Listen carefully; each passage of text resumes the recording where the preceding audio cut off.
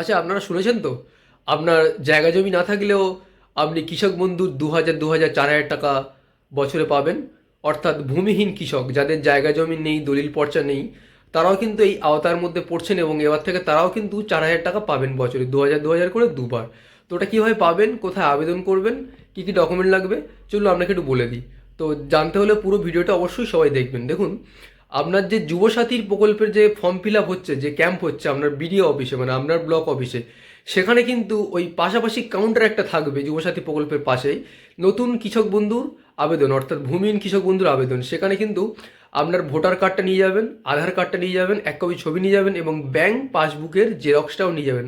সঙ্গে কিন্তু অরিজিনালগুলো নিয়ে যাবেন এবং এক কপি করে জেরক্সও নিয়ে যাবেন। এবং ওখান থেকে একটা ফর্ম দেবে, সেই ফর্মটা কিন্তু ইংরাজি বাংলা থাকতে পারে, আপনি একটু ফিল আপ করে নেবেন এবং ছবিটা অ্যাটাচ করবেন এবং ওদের কাছে দেবেন। সরাসরি আপনার একটা ছবি ওরা তুলে নেবে এবং আপনাকে একটা আইডি নাম্বার দেবে এবং ভবিষ্যতে যখন কৃষক বন্ধু টাকা সরকার ছাড়বে, তখন কিন্তু আপনিও পাবেন।